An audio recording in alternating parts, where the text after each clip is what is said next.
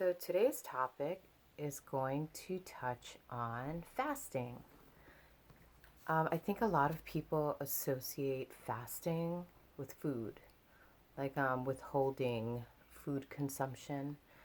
But I think fasting can be applied to many different areas and facets of life. And what do I mean by that? I feel like you can fast from watching television, you can fast from um, participating in social activities, you can fast.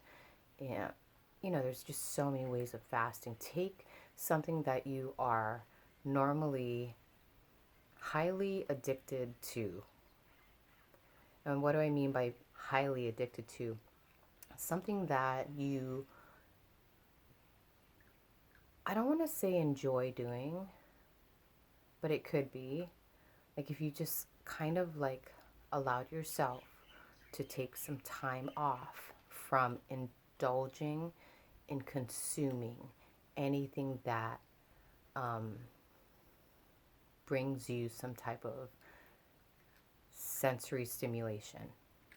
I know, I overcomplicated it. I do that a lot. So, for instance, this is a good example. My friend, he is a football fanatic, but he will fast from watching football games for an extended period of time just to kind of give himself a break from participating in that habit of consumption. But what I think happens is you get stuck in programs, and when you get stuck in a particular program and you become comfortable with it, you start looping it over and over. So you can't really fully process it or digest it. Instead, you're just kind of going through like a revolving door. And until you actually stop participating in it, you can actually let that cycle pass through you, and then you can kind of reset. I think that's what fasting does. It kind of resets your programming so that you can maybe set a new foundation for yourself. How do I say this really? I was thinking on it today, and I was thinking about how we are constantly digesting information on all levels and layers of being, and we are also being digested by something else. I was thinking about television and radio and the books that I expose myself to, the music I expose myself to, the social interactions I expose myself to, and I was thinking about the effects that it has on me. And if you're not aware of it, you don't realize that you're actually, how do I say, placing yourself in a space where you're exposing yourself to all these different types of energy. And it could be dense, it could be like subtler forms of energy. I feel like the denser the energy, the harder it is for you to pass. And so sometimes it'll actually get stuck in a certain part of your body, or it'll get stuck in like your cellular or molecular in DNA or everything has an intelligence, everything's energy, right? But I feel like the lower vibrational stuff you expose yourself to, the denser it becomes, right? And so when you expose yourself to it, it's harder for you to process it and pass it through. You know what I mean? And so it's really important to be mindful and aware. And I think that's why fasting is important, because it helps you to kind of give yourself time away so that if you do have dense energy blockages in your system, in your cellular structure, you kind of give that time to kind of break up into subtler forms so that they can kind of move through you. Does that even make sense? I have all this information in my head and I just don't know how to outlet it in a way that can be understood. So most of the time when I talk to people, it comes out jibber jabbery, just like this. So whatever. If you understand what I'm saying, cool. If not, that's cool too. But yeah, so if you have like pain in any way, shape, or form in your body, it could be emotional, it could be mental, it could be physical. It's a blockage. It's energetic blockage that needs to be cleared. And the quickest and fastest way to clear it is through fasting, through depriving yourself of any more, how do I say, consumption, so that you don't have to digest anything, you know what I mean? So that you can actually give your body the necessary time it needs to heal itself. That's why isolation can be good if done in moderation. If you're doing it excessively, that's when it can kind of like teeter on the lines of becoming unhealthy. You know what I mean? And that's why, I don't know, you just, like if you're doing it excessively, you're going to feel really like heavy and dense and not wanting to move or do any activity, but if you're doing it and you're feeling lighter and you can feel like the energy around you getting like lighter as well, then you're using the method of isolation in the right way. What else was I going to say? Oh yeah, your breath is so important. I think people take the best things in life for granted, and the best things in life are free. And the most important gift that you have is your breath. This opportunity or this like ability to breathe in life and then exhale it out.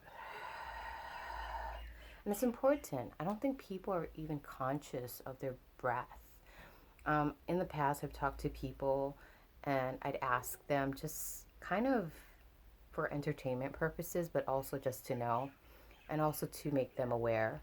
I would always ask them, hey man, are you a nostril breather? Or are you a mouth breather? And some people would like stop and look at me like baffled and they'd be like, wow, I don't even know. And I'm like, yeah, are you aware of if you breathe through your nostrils or if you breathe through your mouth? And like I said, like, I want to say 3 out of 5 people had to think really hard about it before they could even answer me. And then I had a few that would like know right off the bat. They'd be like, yeah, I'm a nostril breather. And for me, that just kind of like let me know that this person was conscious or highly aware of, how they process things. So kind of trick question that's entertaining and gives you a reference point on how aware and conscious someone is. Yeah, I used to be a mouth breather and I had to retrain myself to be a nostril breather. Why is this important, really? It's important because the way the body is created, if you breathe through your mouth, there's no filter, right, to filter any bacteria. There's no way of regulating the temperature of the air before it enters your body and circulates. So it can like kind of like so basically since there's no filter, you can get sick, more quickly. But if you breathe through your nostrils, there's all the hair that kind of filters through the bacteria, and it also, before it reaches your lungs, it has like enough time to regulate the oxygen to a body temperature that is, how do I say? I don't know what I'm saying. Anyways, yeah, it's really important to be mindful of your breath.